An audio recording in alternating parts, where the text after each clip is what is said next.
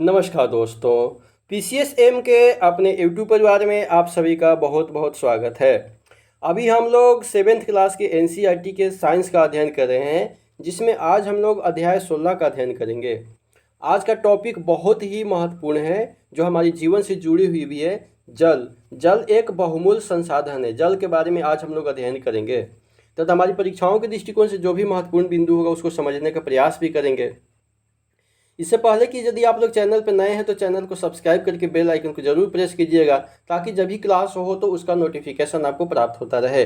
साथ ही अगर वीडियो को आप शेयर भी कर देंगे तो वो और भी अच्छा रहेगा, ताकि और भी पढ़ने वाले बच्चों के बीच में वीडियो पहुंच जाएगा, ताकि उनको भी आसानी होगी, कुछ हेल्प हो जाएगी परीक्षाओं में। यहाँ पे एक युक्ति दिया हुआ है कि जल है तो कल है। जी हाँ, बिल्कुल सही सुन रहे हैं कि जल है तो कल है। जल पे ही हमारी जीवन टिकी हुई है। नीचे क्या है कि यदि जल उपलब्ध है तो आपका भविष्य सुरक्षित है। यदि जल उपलब्ध है यदि जल उपलब्ध है तो आपका भविष्य क्या है, आपका सुरक्षित है। ठीक है। अब आइए आगे देखते हैं कि क्या है जल के बारे में। हम देखते हैं, ऐसे तो हमारे जीवन से जुड़ा हुआ है तो इसके बारे में तो आप लोगों को पता ही है। फिर भी देख लेते हैं कि आप शायद जानते हो कि प्रतिवर्ष जो है 22 मार्च को विश्व जल दिवस के रूप में मनाया जाता है। वेरी वेरी इंपॉर्टेंट, ये हर परीक्षाओं में पूछा जाता है अक्सर कि विश्व जल दिवस कब मनाया जाता है। तो 22 मार्च को विश्व जल दिवस मनाया जाता है। एक विद्यालय में जल दिवस मनाया गया था और आपके आयु वर्ग के बच्चों से पोस्टर आमंत्रित किए गए थे। ठीक है, कि जल दिवस पे जो है आप अपने हिसाब से कुछ पोस्टर बना करके लाइए कि जल हमारे लिए किस प्रकार से उपयोगी है, जल का बचाव किस प्रकार से करना चाहिए।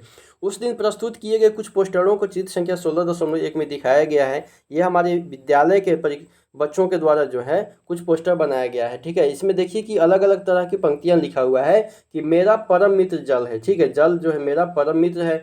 जल की बचत करें। उसके बाद में है कि जल की हर बूंद को बचाएं और प्रत्येक बूंद बहुमूल्य है। ठीक है, जल की प्रत्येक मूल्य क्या है, बहुमूल्य है। ये तो हमारे कुछ बच्चों के द्वारा बनाया गया पोस्टर था। इन पोस्टरों से आपको क्या संदेश मिलता है, अपने प्रेक्षणों को अपनी नोटबुक में लिखिए और उनकी चर्चा जो है अपनी कक्षा में करने का प्रयास कीजिए। ठीक है, यदि आपने कभी घर अथवा विद्यालय में जल की कमी महसूस की होगी, घर और विद्यालय ही क्या, इसके साथ ही आप कहीं भी जाते हैं तो आपको तो जल की कमी कभी न कभी महसूस हुआ ही होगा।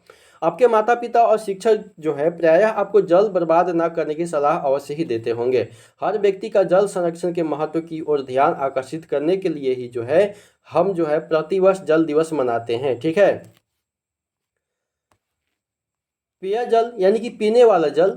ठीक है, धुलाई वाला यानी कपड़े वगैरह धुलाई करते हैं, खाना पकाने वाले और उचित सफाई बनाए रखने के लिए जो है संयुक्त राष्ट्र द्वारा, किसके द्वारा, संयुक्त राष्ट्र यानी यूएन द्वारा जो है प्रत्येक व्यक्ति के लिए सुझाई गई जल की न्यूनतम मात्रा जो है 50 लीटर प्रति व्यक्ति तय किया गया है। किसके द्वारा, यूएन के द्वारा। ठीक है, यह मात्रा प्रति व्यक्ति जो है प्रतिदिन लगभग 2.5 बाल्टी जल के बराबर है। ठीक है, एक व्यक्ति के लिए 2.5 बाल्टी जल प्रतिदिन यूज के लिए यूएन के द्वारा बताया गया है।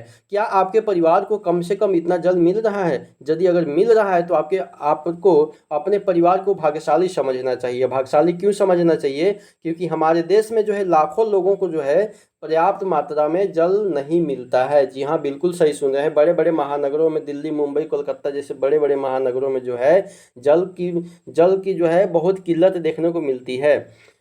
आपके मित्रों और उनके परिवारों की जल की उपलब्धता की स्थिति कैसी होती है? अपने अनुभवों की साथ उनके साथ जो है अपने अनुभवों को जो है उनके साथ चर्चा कीजिए। कुछ स्थानों पर जल की अत्यधिक कमी होती है, नलों में पानी नहीं आना। ठीक है, कभी कभी क्या होता है कि 2-2 दिन तक जो है नल में जो नल लगा होता है उसमें पानी नहीं आता है। जल भरने के लिए जो है लंबी लंबी कतारें लगाई जाती है। जल के लिए कभी कभी तो लड़ाई झगड़े भी हो जाते हैं। जल की मांग के लिए धरने और प्रदर्शन तक पहुंच जाते हैं, जैसे दृश्य विशेष करके ग्रीष्म ऋतुओं में देखने को मिलता है। ठीक है, गर्मियों की ऋतु में जो है अधिकांश जगहों पे जो है जल की कमी देखने को मिलता है। जल एकत्र करने के लिए लंबी कतार यहाँ पे लगाया हुआ है। आप देख सकते हैं कि जल की कितनी यहाँ पे बहुमूल्य है। ठीक है, ग्रीष्म काल में जो है समान रूप से दिखाई देते हैं। चित्र संख्या 16.3 में जो दिखाई दी गई कुछ समाचार पत्रों की कतरनें जो है इस स्थिति की ओर स्पष्ट रूप से इंगित करती है कि क्या यह सत्य नहीं है कि हम जल की अत्यधिक कमी का सामना कर रहे हैं। ठीक है, अब आइए क्रियाकलाप 16.1 को देख लेते हैं। कह रहा है कि समाचार पत्रों और पत्रिकाओं से जल की कमी से संबंधित समाचार लेख और चित्र की कतरने को एकत्रित कीजिए और उन्हें अपनी स्क्रैप पुस्तिका में जो है चिपकाइए और उनके बारे में अपने मित्रों से चर्चा करने का प्रयास कीजिए।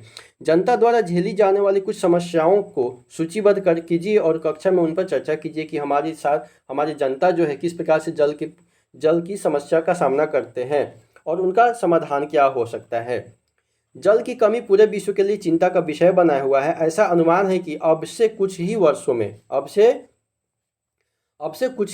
जो है विश्व में लगभग एक तिहाई से अधिक जनसंख्या को जल की कमी का सामना करना पड़ेगा। जिस प्रकार से हम लोग जल को व्यर्थ बहा रहे हैं, जिस तरह से मिसयूज कर रहे हैं, उस प्रकार से जो है कुछ ही समय में जो है पूरे विश्व की लगभग एक तिहाई जनसंख्या से अधिक को क्या करना पड़ेगा, जल की समस्याओं का सामना करना पड़ेगा। जल की कमी के विषय में चर्चा करने से पहले हमें यह जानना आवश्यक है कि हमारी पृथ्वी पर उपयोग के लिए कितना जल उपलब्ध है। जो हमारे पृथ्वी पर जल कितना उपलब्ध है हमारे उपयोग के लिए। अब कितना जल उपलब्ध है उसके बारे में देख लेते हैं कि अंतरिक्ष से लिए गए पृथ्वी के चित्र को देखिए। यह नीला क्यों दिखाई देता है, हमारी पृथ्वी का रंग नीला क्यों दिखाई देता है। ठीक है, हमारी पृथ्वी का रंग नीला दिखाई देता है। निश्चय ही आप अनुमान लगा सकते हैं कि हमारी पृथ्वी का रंग नीला क्यों दिखाई सकता है। ठीक है, आप जानते हैं कि पृथ्वी की सतह का लगभग 71% भाग, कितना परसेंट भाग, पृथ्वी की सतह का लगभग 71% भाग जल से ढका हुआ है। जी हाँ, बिल्कुल।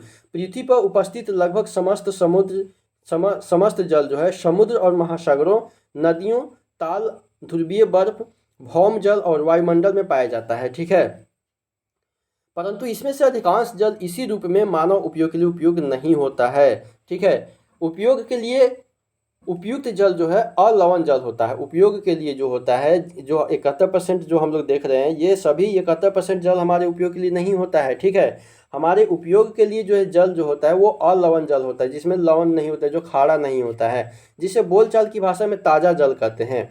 ऊपर बताए गए कुछ स्रोतों से उपलब्ध अलवण ताज़ा जल की सापेक्ष मात्रा का आकलन करने के लिए हम क्रियाकलाप 16.2 को करते हैं।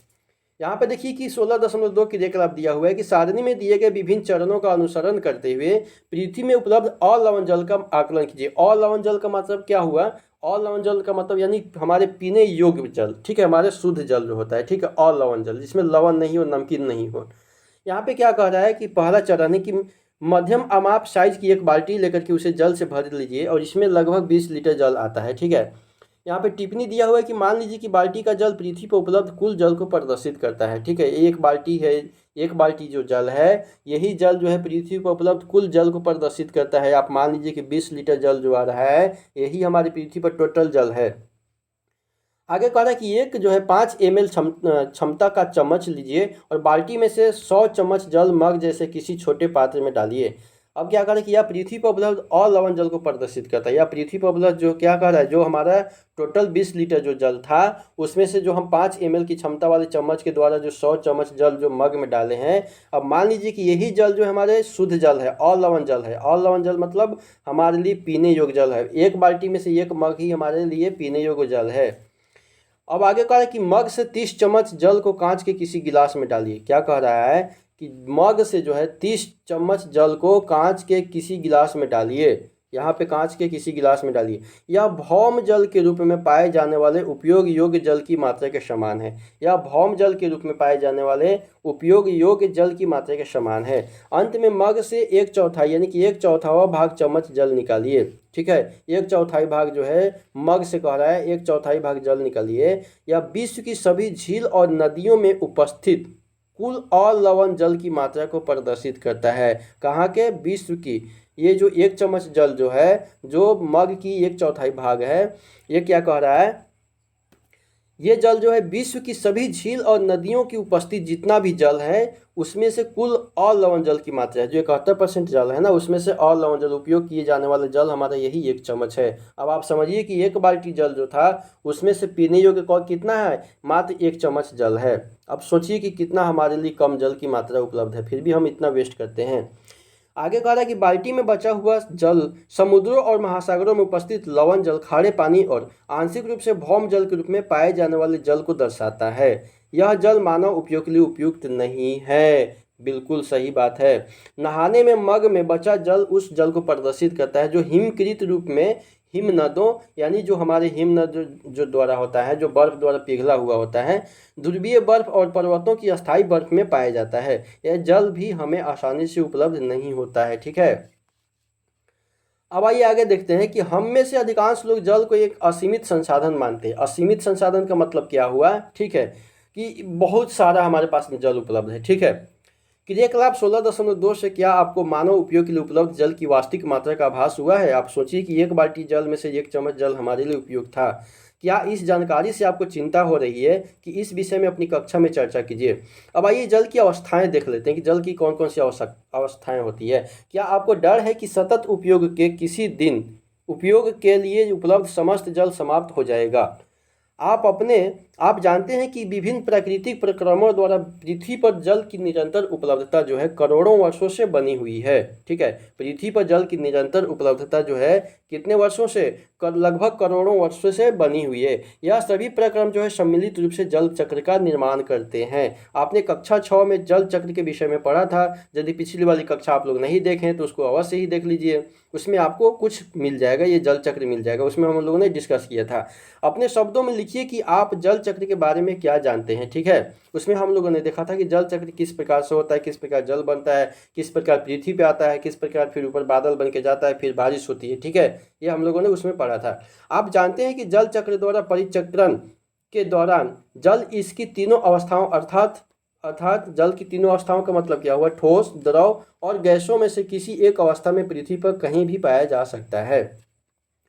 ठोस अवस्था में जल जो होता है, ठोस अवस्था में जल जो है बर्फ और हिमनद के रूप में पृथ्वी के ध्रुवों यानी बर्फ छत्रक, बर्फ से ढके पर्वतों और हिमनदों यानी ग्लेशियर में पाया जाता है। कहाँ पे? जल का जो ठोस रूप जो होता है ना, जल का जो ठोस रूप होता है, जो जल का 3 कौन कौन सा रूप होता है? ठोस, द्रव और गैस के रूप में होता है। तो जो ठोस रूप होता है ना वो हिम के रूप में होता है, यानी कि बर्फ के रूप में पृथ्वी के ध्रुवों पर बर्फ छत्रक, बर्फ से ढके पर्वतों और हिमनदों यानी कि ग्लेशियर में पाया जाता है। और द्रव अवस्था में जल महासागर, झील, नदियों के अतिरिक्त जो है भूतल के नीचे यानी कि भौम जल भी पाया जाता है। भूतल के नीचे यानी कि धरती के नीचे जल जो को भौम जल कहते हैं। धरती के नीचे के जल को भौम जल कहते हैं, भौम जल के रूप में भी पाया जाता है। और गैसीय अवस्था में जो है जल हमारे आसपास की वायु में जो है जल वाष्प के रूप में उपस्थित रहता है।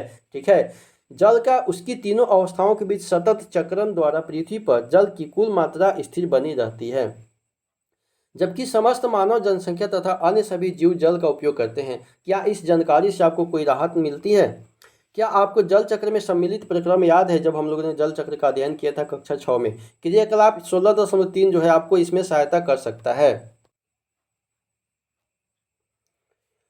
अब आइए आगे क्रियाकलाप हम लोग 16.3 को देख लेते हैं। कह रहा है कि चित्र संख्या 16.5 में जल चक्र में सम्मिलित प्रक्रमों को संख्याओं द्वारा चिन्हित किया गया है।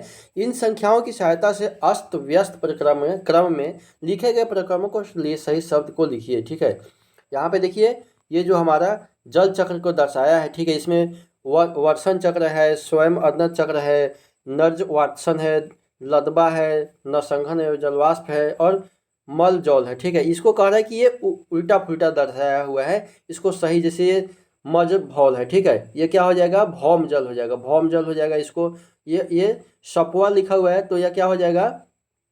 वाष्प हो जाएगा। ठीक है, इसको उल्टा पुल्टा करके लिखा हुआ है तो यहाँ पे दर्शाना है, जैसे यहाँ पे देख लीजिए ये भौम जल हो जाएगा। तो 1 नंबर में भौम जल कहाँ हो जाएगा? ये हमारी जमीन में हो जाएगा। ठीक है, 2 नंबर में वाष्पवा लिखा हुआ है, इसको जलवाष्प बोला जाएगा। ठीक है, ये जलवाष्प हो जाएगा। ये हमारा देखिए जलवाष्प के रूप में ये हमारा है जलवाष्प 2 नंबर। यहाँ पे न संघन है यानी कि संघनन है, संघनन है तो संघनन 3 नंबर में कहाँ है? तो 3 नंबर में संघनन ये हमारे बादलों के द्वारा बना हुआ है। ठीक है, यहाँ पे लदबा है यानी कि बादल है, तो बादल कहाँ है हमारा? पे 4 नंबर पे बादल कहाँ दिखाया हुआ है? तो बादल कहाँ है? यहाँ पे 4 नंबर पे बादल दिखाया हुआ है। ठीक है, इस प्रकार से उल्टा पुल्टा शब्दों को दिया है। ठीक है, ये पहली टाइप से है। आगे कह रहा है कि अधिकांश शहरों और नगरों की अपनी जल आपूर्ति व्यवस्था होती है। ठीक है, जो नागरिक निकायों द्वारा संचालित होती है। जल को आसपास की किसी झील, नदी, तालाब, ठीक है, किसी झील, नदी, तालाब अथवा कुओं से लाया जाता है। जल की आपूर्ति पाइपों के विशेष क्रम में बिछाए जाल के द्वारा की जाती है। सामान्यतः ग्रामीण क्षेत्रों में जल की आपूर्ति इस प्रकार नहीं होती है, वहाँ लोग अपने उपयोग के लिए जल जो है तो जल का उपयोग जो होता है ग्रामीण इलाके में सीधे उसके स्रोत से ही प्राप्त कर लेते हैं। प्रायः लोग यहाँ तक कि बच्चों को जल लाने के लिए उसके स्रोत तक पैदल जाना पड़ता है। कभी कभी जल स्रोत कई किलोमीटर की दूरी पर भी होता है। चित्र संख्या 16.6 को देखेंगे। बच्चों के लिए जल ढोने का यह कार्य अत्यधिक कष्टकारी है। ऐसे बच्चे प्रायः नियमित रूप से जो होता है, ये देखिए यहाँ पे चित्र संख्या 16.6 में जो है जल लेकर के आती हुई महिलाएं, देखिए कितनी कष्ट है ये। ठीक है, बच्चों को विद्यालय नहीं जा पाते हैं, ठीक है, क्योंकि उन्हें स्रोत से जल लाने में ही बहुत कम समय लगता है, बहुत समय लग सक जाता है। ठीक है, हमारी जनसंख्या का एक बड़ा भाग अपने उपयोग के लिए जो है, ठीक है, जल कुओं, नलकूप अथवा हैंडपंपों से प्राप्त करता है। इन स्रोतों को कहाँ से जल मिलता है, आप सोचिए। अब भाई जल का एक महत्वपूर्ण स्रोत भौम जल है। ठीक है, जल का महत्वपूर्ण स्रोत क्या है, भौम जल है। यदि हम किसी जलाशय के निकट भूमि में गड्ढा खोदें तो हमें वहाँ की मिट्टी जो होता है नम मिलती है एकदम। ठीक है, सूखा हुआ नहीं मिलेगा, एकदम जल युक्त मिलेगा। मृदा में आर्द्रता जो होता है भूमिगत जल की उपस्थिति को इंगित करती है। यदि हम और अधिक गहराई तक खोदते चले जाएंगे तो उस स्तर तक पहुंच सकते हैं जहां मृदा के कणों के बीच के सारे रिक्त स्थान अवकाश हो जाएंगे और चट्टानों के बीच के स्थान जल से भी भरे होंगे। इस परत की ऊपरी सीमा भौम जल स्तर कहलाती है। इस परत की ऊपरी सीमा क्या कहलाती है, भौम जल का स्तर कहलाती है। भौम जल स्तर विभिन्न स्थानों पर जो होता है भिन्न भिन्न होता है, अलग अलग प्रकार से होता है और यह किसी दिए गए स्थान पर परिवर्तित भी हो सकता है। भौम जल स्तर 1 मीटर से भी कम गहराई अथवा भूमि में अनेक मीटर की गहराई में हो सकता है। भौम जल स्तर के नीचे पाया जाने वाला जल भौम जल कहलाता है। ठीक है, भौम जल किसे कहते हैं, स्तर के नीचे पाए जाने वाले जल को भौम जल कहते हैं। भूमि के नीचे पाए जाने वाले जल को भौम जल, भूमि जल कहते हैं। बस सीधी सी बात है। इस भौम जल का स्रोत क्या है, अब वर्षा जल जो होता है, ये देखते हैं कि वर्षा जल और अन्य स्रोतों जैसे नदियों और तालाबों का जल जो होता है मृदा से यानी मिट्टी से रिस करके जो है भूमि के नीचे गहराई में रिक्त स्थानों और दरारों को भर देता है। भूमि में जो है जल का रिसाव अंतःस्यंदन कहलाता है। भूमि में जल का रिसाव क्या कहलाता है, तो भूमि में जल का रिसाव अंतःस्यंदन कहलाता है। अतः इस प्रक्रम द्वारा उपयोग किए जा चुके भौम जल की पुनः परिपूर्ति हो जाती है। कुछ स्थानों पर भौम जल जो है स्तर के नीचे स्थित कठोर शैलों यानी चट्टानों की परतों के बीच भौम जल संचित हो जाता है। इस प्रकार संचित भौम जल के भंडारों को जल भर कहते हैं। जल भरों के जल को समानांतर नलकूपों अथवा हैंडपंपों की सहायता से बाहर निकाल लिया जाता है। ठीक है, यहाँ पे देखिए कि भौम जल और भौम जल स्तर दिखाया हुआ है। ठीक है, यहाँ पे भौम जल नदी की झील है या उसके बाद में जल भर है। भौम जल पुनः पूर्ति हो रहा है, यहाँ पे हैंडपंप के द्वारा जो है जल की निकासी किया जा रहा है।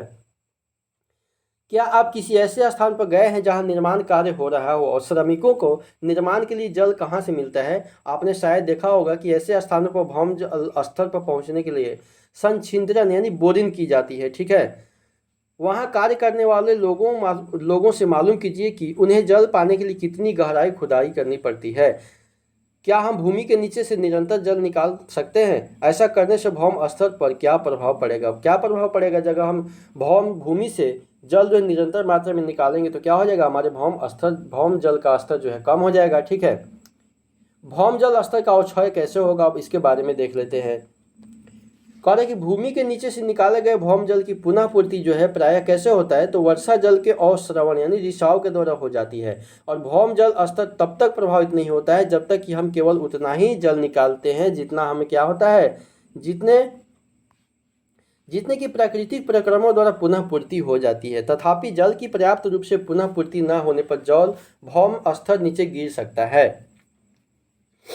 ठीक है, ऐसा अनेक कारणों से हो सकता है। जनसंख्या में वृद्धि के कारण हो सकता है। ठीक है, जनसंख्या में वृद्धि के कारण भौम जल का स्तर नीचे चला जाएगा। औद्योगिक और कृषि गतिविधियों इत्यादि के कारण जो भौम स्तर को प्रभावित करने के कुछ सामान्य कारक है। अब यहाँ पे आप कहिएगा कि जनसंख्या की वृद्धि का कारण कैसे हुआ, तो अब जितना ज़्यादा जनसंख्या होगा उसको तो ज़्यादा जल चाहिए। अब ज़्यादा जल चाहिए तो ज़्यादा हम भूमि से जल निकालेंगे, तो ज़्यादा भूमि से जल निकालेंगे तो भौम स्तर नीचे चला जाएगा। औद्योगिक हमारा जो इंडस्ट्री एरिया है, इंडस्ट्री में हमें ज़्यादा मात्रा में जल की चाहिए, आपूर्ति चाहिए, इसके लिए भी हम जल निकालेंगे तो उसके द्वारा भी जल स्तर कम हो जाएगा। ठीक है, कृषि के लिए जो है कृषि कार्य के में भी ज़्यादा जल की आवश्यकता होगी तो उसमें भी जल जो है जल स्तर कम होगा। ठीक है, तो इत्यादि ये सभी गतिविधियां जो है भौम स्तर को प्रभावित करने के कुछ सामान्य कारक हैं।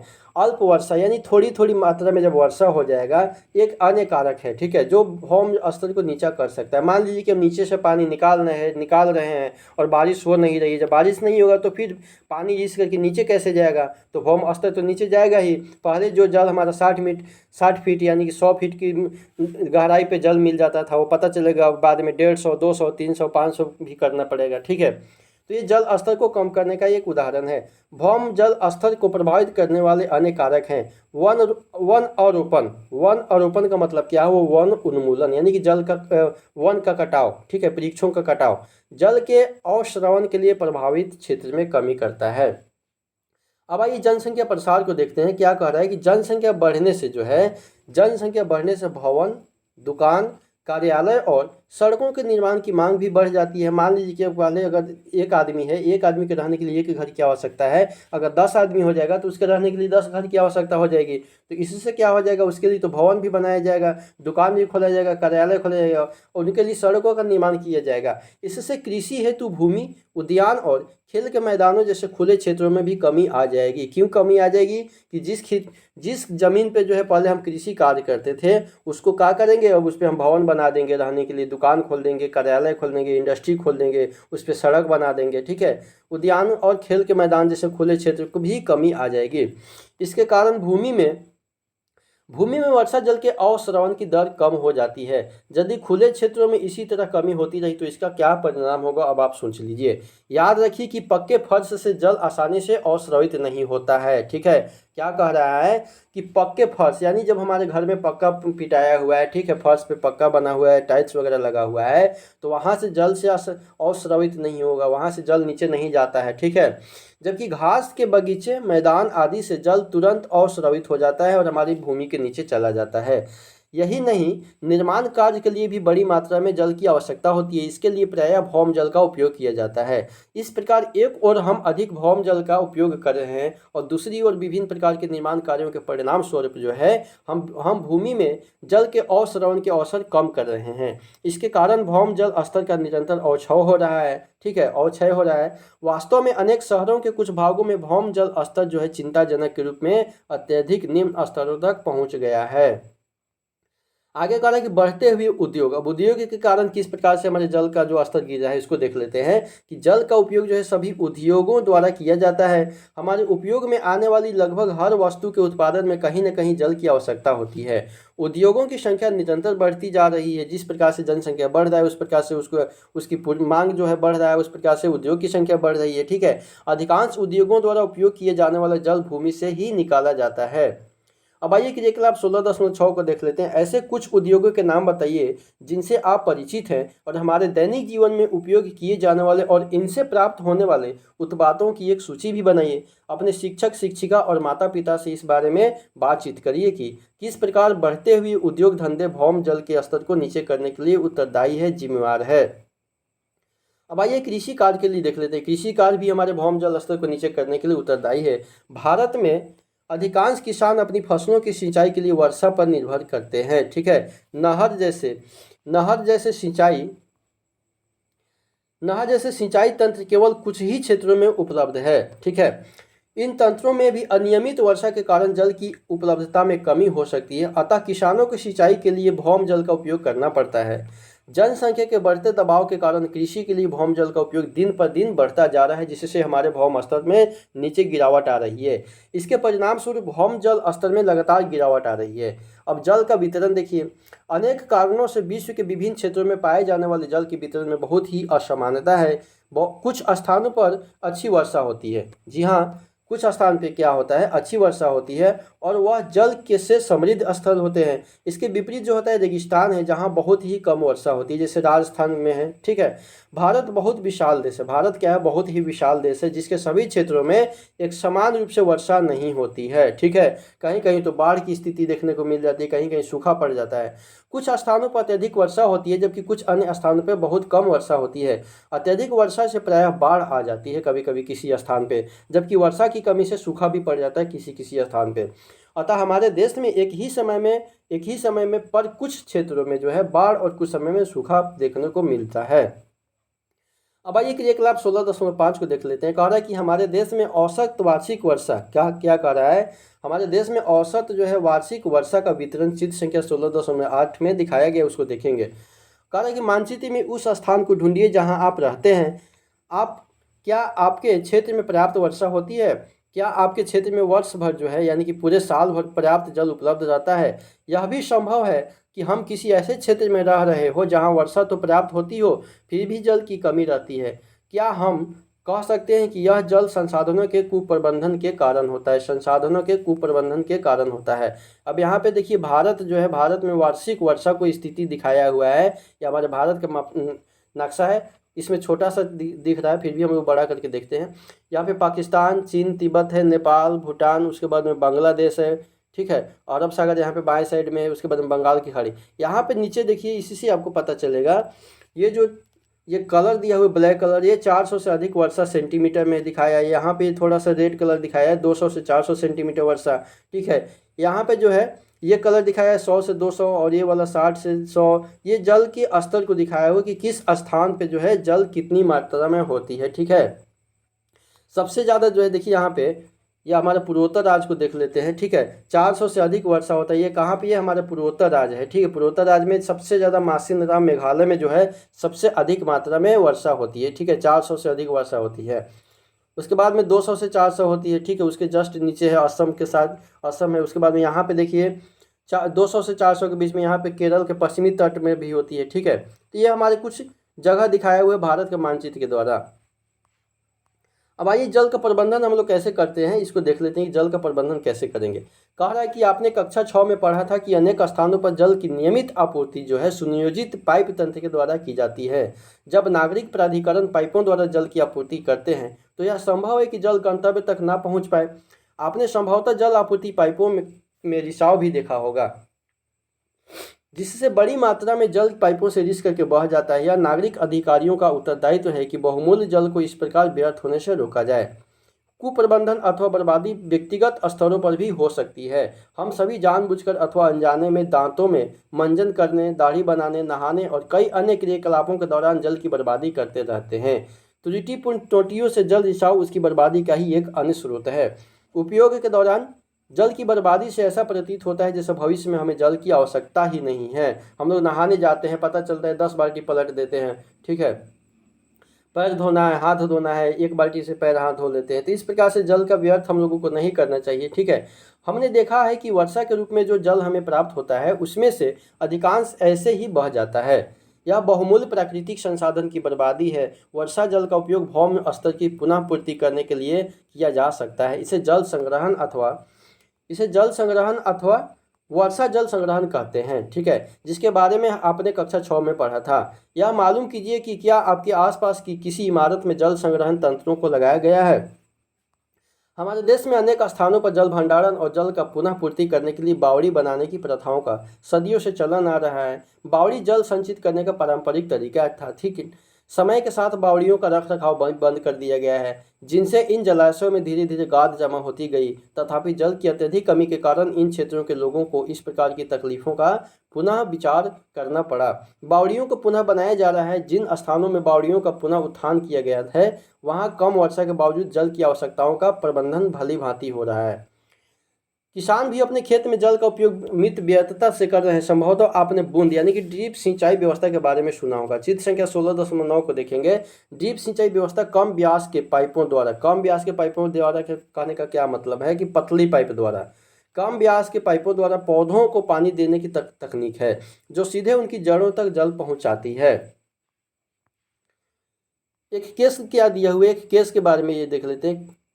कहा कि गुजरात के कच्छ क्षेत्र के भुजपुर नामक स्थान में वर्षा बहुत अनिश्चित रूप से होती है, ठीक है, अनिश्चित रूप से होती है। वहाँ का ताजे जल का एकमात्र स्रोत भूमिगत जल ही है, क्योंकि इस क्षेत्र में नदियों में वर्ष भर पर्याप्त जल नहीं होता है। पिछले वर्षों में जल की मांग बढ़ गई है और भौम जल का उपयोग पुनः पूर्ति होने वाले जल से कहीं अधिक है। इसके परिणाम स्वरूप जो है भौम जल स्तर चिंताजनक रूप से नीचे गिरता चला गया है। वर्ष 1989 में जो है गांव वासियों ने एक गैर सरकारी संगठन के साथ में मिल करके वर्षा जल संग्रहण का निश्चय किया और रुकमावती नदी और उसकी अनेक सहायक नदियों पर 18 चेक डैम यानी बांध बनाए गए। इस तरह एकत्रित किए गए जल से मृदा में अंतःस्रवण की दर को बढ़ा दिया गया, जिससे जल भरों की पुनः पूर्ति हो गई। इस क्षेत्र के किसानों के अनुसार अब कुओं में पानी वर्ष भर उपलब्ध रहता है और जो जो जल बह करके समुद्र में चला जाता था वो व्यर्थ हो जाता था, अब सिंचाई के लिए क्या हो जा रहा है, उपलब्ध हो रहा है। ठीक है, यहाँ पे गेहूं में बूंद यानी कि ड्रिप सिंचाई की व्यवस्था किया गया है। देख लीजिए ड्रिप सिंचाई के द्वारा। अब आइए आपकी भूमि इसके बारे में देखते हैं क्या कह रहा है कि क्या आप कभी अपने घर, विद्यालय अथवा किसी अन्य स्थान पर नल से पानी बहता देखकर उसे बंद करते हैं? नहीं बंद करते हैं। ठीक है, ऐसे बंद कर देना चाहिए। कहीं भी आप रास्ते से जा रहे हैं, कहीं देख रहे हैं कि जल का व्यर्थ रिसाव हो रहा है, नल टूटा हुआ है, उसको बंद करने का प्रयास कीजिए।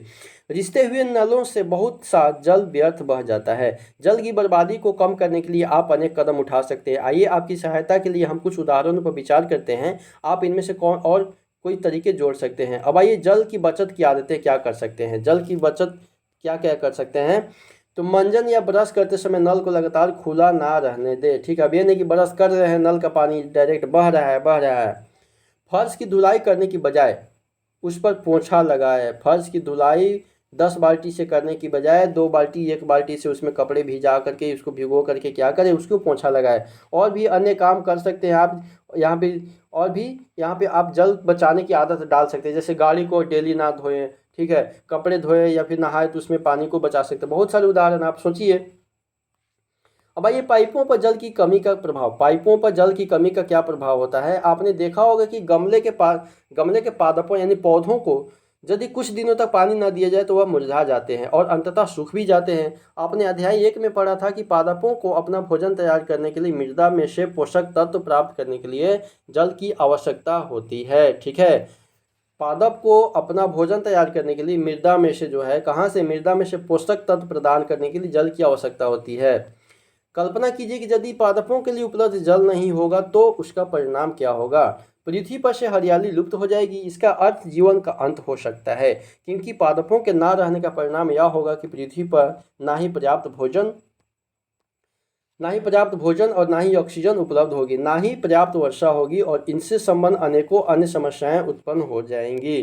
ठीक है, यहाँ पे क्या कह रहा है कि एक सफल प्रयास कह रहा है। एक सफल प्रयास क्या है। राजस्थान एक गर्म और शुष्क क्षेत्र है। जल की प्राकृतिक कमी की चुनौतियों को एक सफल प्रयास द्वारा हल कर दिया गया। सामाजिक कार्यकर्ताओं के एक दल ने अलवर जिले में एक शुष्क क्षेत्र को हरित स्थान में परिवर्तित कर दिया गया। उन्होंने 5 सूख चूंकि नदियों अखेरी, रूपारेल, सरसा, भगिनी और जहाज वाली को जल संग्रहण द्वारा पुनर्जीवित कर दिया गया है। तो ये तो गांव के द्वारा है। ठीक है, कोई भी गांव के लोग जो है सामाजिक कार्यकर्ता के द्वारा ये सब कदम उठाया जा सकता है। हमारा जल हमारा जीवन। ठीक है, तो ये रहा आज के बारे में, जल के बारे में जो था हम लोगों ने पढ़े हैं। जल के बारे में किस प्रकार से जल हमारे जल स्तर का नीचे जा रहा है, किस प्रकार से जल का बचाव करना चाहिए, जल हमारे लिए किस प्रकार से आवश्यक है। ठीक है, तो चलिए वीडियो देखने के लिए आप सभी का बहुत बहुत धन्यवाद।